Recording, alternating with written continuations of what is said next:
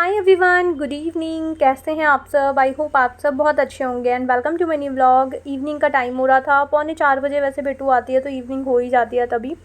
तो आती है, थोड़ा खाना पीना खाती है, उसके बाद पहले ड्रेस व्रेस अपनी यूनिफॉर्म वगैरह चेंज करती है, फिर खाना वाना खाती है, थोड़ी देर अपना अलेक्सा वगैरह देखती है। तो उसके बाद फिर मैं 5 बजे उसको, अभी मैंने अलार्म सेट करा है इसकी अलेक्सा में कि 5 o'clock जैसे ही अलार्म बजेंगे आपको अपना बैग लेकर के आना है और जो भी वर्क वगैरह मिलता है आपको पहले वो फ़िनिश करना है। तो 5 बजे अलार्म बजा था, तो बेटू को मैंने बोला था, वो बैग लेकर के आ गई थी। थोड़ा इवनिंग में उसको साथ के साथ मैं बैठा देती हूँ क्योंकि थोड़ा और लेट होता है ना, जैसे 6 साढ़े 6 बजे बीच में मैं अपने कामों में बिज़ी हो जाती थी। तो मैंने नोट करा कि बेटू को ना बहुत तेज़ नींद आने लगती है, वो बहुत ज़्यादा ना टायर्ड हो जाती है और फिर उस टाइम कई बार उसमें हिम्मत नहीं होती है, या फिर इसकी फ्रेंड्स वगैरह इसको बुलाने आ जाती हैं। तो फिर जब नीचे से खेल करके आती है ना, तो फिर इसमें बिल्कुल हिम्मत नहीं होती कि और अब थोड़ी देर बैठे पढ़े, क्योंकि भाग दौड़ करके बहुत ज़्यादा थक जाती है।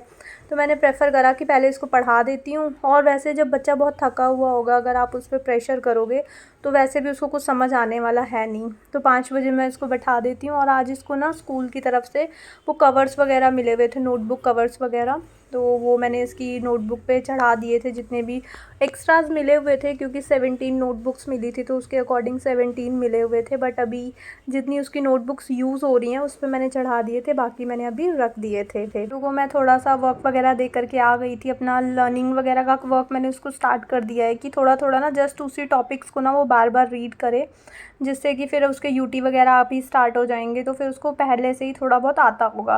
तो वो अपना होमवर्क वगैरह कर रही थी और कुछ रीडिंग वगैरह का जो भी वर्क मैं उसको दे करके आई थी वो कर रही थी। और फिर मैं किचन में आ गई थी ठंडा ठंडा मैंगो शेक बनाने के लिए। गर्मी आ गई है ना, तो ये वाली चीज़ें बहुत अच्छी लगती हैं। तो मैंने कहा चलो तीनों के लिए बना देती हूँ, क्योंकि मनीष भी अभी आने ही वाले थे, आजकल थोड़ा सा जल्दी आ जाते हैं। तो फिर उन तीनों के लिए मैंने कहा बना करके रख देती हूँ। तो यहाँ पे मैंने मैंगो एक कट कर लिया था, और आजकल मैंगो भी काफ़ी अच्छे आ गए हैं। पहले ना बहुत ज़्यादा खट्टे से लगते थे खाने में, बिल्कुल कच्चे आम के जैसे ही आ रहे थे, खट्टे से ज़्यादा होते थे। तो उसका फिर ना मिल्क डाल के शेक ना फिर मैं प्रेफर नहीं करती। बट अभी ये वाले जो मैंगो थे ना ये ठीक थे, तो इसके लिए फिर मैंने अभी कंटिन्यू 2-4 बार शेक बना दिया था। तो फिर यहाँ पे बेटू से भी पूछा था तो उसने भी बोला कि पी लूँगी। तो फिर मैं मैंगो मैंने छील के मिक्सी में डाल दिया था, और उसी के साथ शुगर जो थी ना थोड़ी सी ज़्यादा डाली थी, क्योंकि मेरे को शेक की क्वांटिटी थोड़ी ज़्यादा बनानी थी। और जब मैं शेक बनाती हूँ तो उसी के अंदर थोड़े से बादाम डाल देती हूँ, ताकि वो ना मतलब अच्छे से पिस जाएँ। बहुत ज़्यादा मोटे मोटे आते हैं ना तो बेटू खाती नहीं है, वो थोड़े से ना बारीक दरदरे से आते हैं मुंह में, उनका फ्लेवर भी अच्छा लगता है और मतलब सही होते हैं। बादाम डाल देती हूँ, उसी के अंदर पिस जाते हैं वो। बहुत छोटे छोटे उसके पार्टिकल्स रहते हैं, मुंह में आते हैं, बिल्कुल पाउडर जैसे नहीं होते। तो वो वाले ज़्यादा अच्छे लगते हैं। जो काजू होते हैं ना वो ऊपर से हल्के ऐसे हाथ से तोड़े हुए वो डालती हूँ मैं। उसके बाद बस इसके अंदर थोड़ा मिल्क ऐड कर दिया था। शुगर तो अपने टेस्ट के अकॉर्डिंग ऐड करनी होती है। मैं जो शुगर है वो थोड़ा सा मतलब लाइट शुगर मेरे को बिल्कुल पसंद नहीं है। अगर मीठी चीज़ खा रहे हो तो प्रॉपर मीठी होनी चाहिए, और अगर फ़ीकी खा रहे हो तो प्रॉपर फ़ीकी होनी चाहिए। तो शुगर जो होती है वो मैं ठीक डालती हूँ। बहुत ज़्यादा स्वीट चीज़ें मैं डेली खाती नहीं हूँ, बट जब भी खाती हूँ तो मेरे को प्रॉपर मीठा चाहिए होता है, फ़ीका फ़ीका नहीं खा सकती मैं। उसके बाद बस यहाँ पे शेक जो था वो बन गया था। थोड़ा सा थिक रखती हूँ, मेरे को ज़्यादा पतला वाला शेक इतना अच्छा नहीं लगता, क्योंकि आइसक्रीम वगैरह भी नहीं होती है, तो शेक थोड़ा सा मैं थिक रखती हूँ। उसके बाद मैंने थोड़े से उसमें काजू और ऊपर से थोड़ी सी किशमिश डाल दी थी। और बेटू को मैंने स्टील के ग्लास में डाल करके दिया था, नहीं तो वो गिरा देती, या बच्चों के हाथ से ना ये ग्लास वाली चीज़ें टूट जाती हैं। तो इसको मैंने स्टील के ग्लास में दिया था, आराम से बैठ के पी रही थी। और मैं अपने लिए अपनी पसंद के ग्लास में लेकर आई थी। अगर मेरे को वो दूसरे वाले ग्लास में पीने का मन होता है तो मैं वो निकाल लेती हूँ, अदरवाइज़ मैंने आज ये वाला निकाल लिया था चेंज कर करके। फिर उसके बाद बेटू अपना स्टडीज़ वगैरह कर रही थी, मैं आ गई थी। जो भी 2-4 कपड़े डेली के होते हैं वो फ़ोल्ड करने के लिए साथ के साथ निपट जाते हैं, क्योंकि मेरे साथ ना ऐसे होता है, ये जो एक्स्ट्रा वाले वर्क होते हैं ना जो मेरे को थोड़े कम पसंद होते हैं, लाइक कपड़े वपड़े फ़ोल्ड करना। क्योंकि डेली मॉर्निंग से जो डे स्टार्ट होता है ना उसके बाद जो इम्पॉर्टेंट काम होते हैं जिनके बिना काम नहीं चलता, वो इतने ज़्यादा हो जाते हैं कि इस टाइम तक ना मतलब एक अलग इवनिंग का वैसे भी अलग रूटीन होता है। तो ये ना लगता है कि ये बाद में भी हो जाएगा, और अगर इसको नहीं भी करेंगे ना तो काम चल रहा है, ऐसे रुकता नहीं है। जैसे किचन क्लीन नहीं होगी तो काम रुकेगा, बर्तन क्लीन नहीं होंगे तो काम रुकेगा, क्लीनिंग नहीं होगी तो घर बुरी तरह मैसी और फैला हुआ लगेगा, कोई भी चीज़ टाइम पे नहीं मिलेगी। बाकी ये क्लॉथ्स जो होते हैं ना, इनको अगर हमने नहा करके वहीं से ले करके बिना फोल्ड करे हुए भी पहन लिया तो काम चलता है। तो ये थोड़ा एक्स्ट्रा वर्क में आता है, तो इसलिए हम थोड़ा सा इन्हीं कामों को अवॉइड कर देते हैं। बट अभी साथ के साथ जैसे ही मैं कपड़े बाहर से उतार करके लाती हूँ ना, साथ के साथ फ़ोल्ड कर लेती हूँ, 2-4 होते हैं तो बहुत ज़्यादा बोरियत भी मुझे नहीं लगती। अभी देखो 4-5 ही कपड़े थे, एक बेडशीट थी और 1-2 कपड़े और थे, तो साथ के साथ टाइम भी नहीं लगा, मैंने फ़ोल्ड करके रख दिए। इसकी वजह से घर बहुत मैसी सा लगता है, क्लॉथ्स वगैरह फैले रहते हैं। तो जिन चीज़ों के बिना काम नहीं लगता हम उस पे तो फ़ोकस करते हैं, बट जिनके बिना काम चल जाता है ना, उस पे हम ज़्यादा ध्यान देते ही नहीं है रेगुलर बेसिस पे, बट वो घर को बहुत मैसी लुक देते हैं। तो उनको भी साथ के साथ हमको क्लियर कर लेना चाहिए। आजकल मैंने रेगुलर रूटीन बना लिया है कि कपड़े भी मैं साथ के साथ फ़ोल्ड करके रखती हूँ। उसके बाद फिर वही इवनिंग की तैयारी हो रही थी कुकिंग वगैरह की। तो आज मैं इवनिंग में बनाई थी टमाटर की चटनी, जो कि मनीष को बहुत ज़्यादा पसंद है। हमारा टेस्ट ना दोनों का खाने पीने में बहुत अलग है। उनको जो चीज़ पसंद है तो मेरे को रेयरली पसंद आती है वो, और मुझे जो पसंद है वो उनको भी बहुत रेयरली पसंद आती है। तो उनको पसंद है टमाटर की चटनी, और फिर मैं आज टमाटर की चटनी बना रही थी। ग्रिलर भी है मेरे पास, बट उससे ना इसमें न्यू कुकटॉप के जो बर्नर्स हैं ना, उसमें थोड़ा कुछ फंस जाए, तो इसलिए मैंने प्रेफर नहीं करा कि मैं उस पर ग्रिलर पे रख करके उसको ग्रिल करूं, मतलब ग्रिलर पे रख करके इसको मैं रोस्ट करूं। तो मैंने ना जो मेरा नॉन स्टिक तवा है उसी के ऊपर मैंने रख लिए थे। थोड़े से मैंने गार्लिक रखे थे, जिंजर रखी थी, एक ग्रीन वाली चिली थी और छोटे छोटे 4 टमाटोज़ थे। तो इसके ऊपर भी ना अच्छे से स्मोकी फ्लेवर आ जाता है, कोई प्रॉब्लम नहीं होती। बट अगर आप डायरेक्ट गैस पे रखते हो वो जल्दी हो जाता है। ये थोड़ा सा टाइम टेकिंग था, इसमें टाइम लग गया क्योंकि फ्लेम भी लो थी, तो उस पर थोड़ा सा टाइम लग गया था। उसके बाद अपना वहाँ पे काम हो रहा था, तो ये वाला जो कटलेरी बास्केट वाला ये जो रैक था ना, ये बहुत ज़्यादा मैसी सा हो गया था। जैसे जैसे रोटी यहाँ पे मैं बनाती हूँ तो सूखा आटा होता है ना, वो सारा के सारा इस पर कहीं ना कहीं गिरता रहता है। जब मैंने अभी पास से दिखाया था वैसे ये बिल्कुल क्लीन थी, क्योंकि इसके अंदर मैंने लाइनर्स का यूज़ करा हुआ है और चीज़ों को मैं ड्राई करके फिर रैक्स के अंदर डालती हूँ। अदरवाइज़ जो कई बार स्टील जो होती है वो लो क्वालिटी की होती है, तो उसमें सा लगने लग जाता है। तो चीज़ों को ड्राई करके ऑलवेज़ रैक्स वगैरह में डालना चाहिए। तो ये जो वाली बास्केट है ना, ये बिल्कुल क्लीन थी, बस इसके अंदर थोड़े आटे वाटे के पार्टिकल्स गिरे हुए थे और छोटी मोटी ऐसे कॉफ़ी पाउडर वगैरह गिरा हुआ था, जो कि स्पून्स वगैरह में ना दिखता था। जैसे वॉश करे हुए हैं उसके ऊपर हल्का फुल्का ऐसे आटा आटा सा गिरा हुआ दिख रहा था। तो मैंने कहा इसको भी साथ साथ खड़े खड़े मैं अपना क्लीन कर देती हूँ। बेटू वहाँ सामने ही पड़ रही थी। ओपन किचन में ना मेरे को काम करने में ज़्यादा अच्छा लगता है। मेरे लास्ट वाले घर में जो थी बिल्कुल बंद किचन थी, ऐसे हो जाता था कि मैं सबसे कट ऑफ हो गई हूँ। यहाँ पे कोई भी गेस्ट आता है या कुछ भी होता है तो बात करते करते ना ऐसे कनेक्टिविटी बनी रहती है। ऐसा नहीं लगता कि मैं बहुत अलग खड़ी हूँ या फिर बोर हो रही हूँ। बात करते करते ना सारे काम हो जाते हैं। और जो बंद किचन होती है ना, उसमें आप सबसे एकदम कट ऑफ से हो जाते हो, अकेले अकेले से, और बिल्कुल बोर सी हो जाती थी मैं वहाँ पे। तो मेरे को यहाँ पे सही लगता है। यहाँ पे मैं काफ़ी सारे ऐसे काम साथ के साथ निपटा लेती हूँ जो कि स्पेशल टाइम निकाल करके करे जाते हैं। जैसे यहाँ पे टमाटर वगैरह मेरे वो हो रहे थे, रोस्ट हो रहे थे, और मैंने ये वाला रैक वगैरह निकाल करके अपना सेट वेट कर दिया। और बेटू से भी मैं साथ के साथ बातें कर रही थी, जो वो पूछ रही थी उसको मैं रिप्लाई कर रही थी, या जो भी उसको डाउट हो रहा था वो मैं साथ के साथ उसको क्लियर भी कर रही थी। और जो भी इसके अंदर मैंने लाइनर्स वगैरह लगाए हुए थे उनको मैंने पोंछ करके दोबारा से सेट कर दिया था, क्योंकि लाइनर्स वगैरह लगाने से ना पूरी रैक्स वगैरह किसी भी चीज़ में आप बास्केट में या कहीं पे भी अगर लाइनर्स लगा के रखोगे ना, तो आपकी मेहनत बहुत ज़्यादा बचती है। लाइनर्स को बस आप क्लीन कर दो, बाकी हल्का सा अगर क्लॉथ घुमा दोगे ना तो भी बहुत अच्छे से काम चलता है।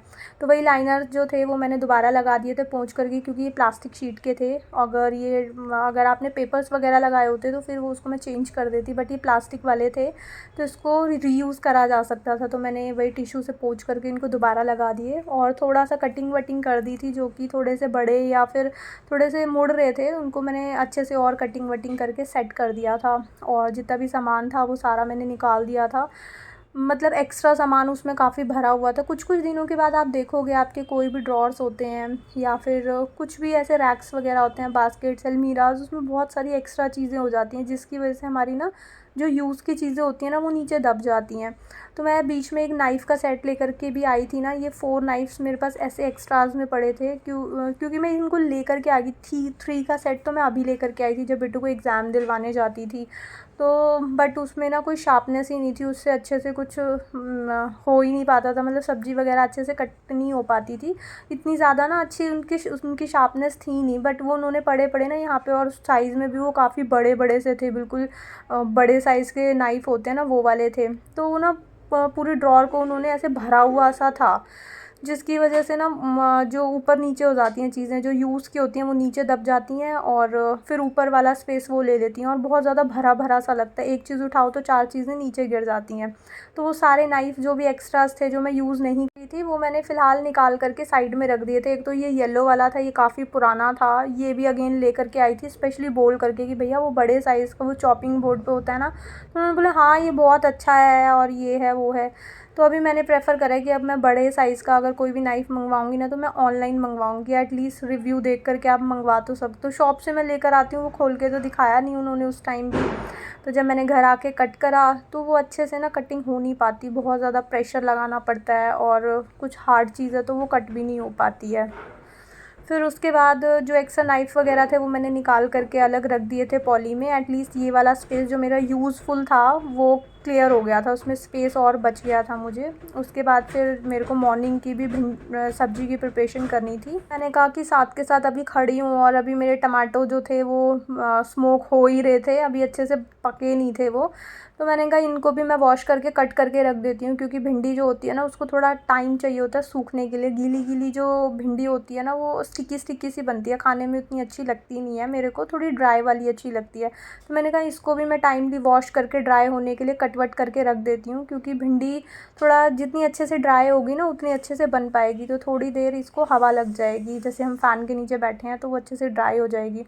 तो वहाँ पे बैठे बैठे बेटू से मैं कुछ क्वेश्चंस जो मैंने उसको रिवाइज़ करने के लिए दिए थे वो भी मैं सुन रही थी और अपना भिंडी विंडी भी मैंने कट करके मॉर्निंग के लिए रख दी थी। उसके बाद आ गई थी मैं किचन में, जो टमाटो वगैरह मैंने रखे थे वो रेडी हो गए थे। तो चटनी मेरे को बनानी थी, जो ये चॉपर था इसी के अंदर थोड़ा सा घुमा देती हूँ तो अच्छे से ना मिक्स हो जाती हैं सारी चीज़ें। अदरवाइज़ हाथ से या आप किसी और चीज़ से घुमाओगे तो वो अच्छे से मिक्स नहीं हो पाती। तो मैंने वही जो इसमें गार्लिक था, जिंजर थी, एक मिर्ची थी और टमाटो थे वो डाल दिए थे और थोड़ी सी इसके अंदर मैंने हींग और पिंक सॉल्ट होता है वो और वाइट सॉल्ट जो होता है वो थोड़ा थोड़ा दोनों डाला था। और बस यही चीज़ें डाली थी मैंने और थोड़ा सा चाट मसाला डाल दिया था। और यहाँ पे चटनी बन के रेडी थी। इसके अंदर आप ग्रीन वाली जो कोरिएंडर लीव्स होती हैं वो भी ऐड कर सकते हो, अनियंस वगैरह भी ऐड कर सकते हो, बट मनीष को अनियंस अच्छे नहीं लगते तो मैंने वो नहीं ऐड करे थे। तो बस चटनी भी बन के रेडी थी, फिर कुकिंग वगैरह यहाँ पे हो चुकी थी मेरी, डिनर वगैरह सबका हो चुका था। उसके बाद फिर लास्ट काम होता है मेरा ये क्लीन करके रखना। किचन से रिलेटेड ये लास्ट काम होता है। जब सब खा पी लेते हैं उसके बाद फिर मैं अपना ये कुक टॉप जो होता है वो उसको क्लीन कर देती हूँ, ताकि नेक्स्ट मॉर्निंग ये मेरे को बिल्कुल क्लीन मिले और अच्छे से हैप्पी मूड से मैं कुकिंग कर पाऊँ। तो इसको मैंने अपना DIY स्प्रे बनाया हुआ है उससे अच्छे से क्लीन कर लेती हूँ पहले। फिर उसके बाद एक टिश्यू पेपर लेकर के या कोई भी जो कॉटन क्लॉथ होता है वो लेकर के आप इसको थोड़ा सा रब करोगे ना तो अच्छे से ये क्लीन करने लगेगा। बट जब डिनर वगैरह हो जाता है, जब इसमें मैं बनाती हूँ कुछ, तो इसको ना थोड़ी देर छोड़ना होता है। अगर आपका अभी कुकटॉप हीट है, ग्लास अभी गर्म है, तो उसके ऊपर डायरेक्ट आपको वाटर वगैरह स्प्रे नहीं करना होता, वरना फिर ग्लास वगैरह क्रैक हो सकता है।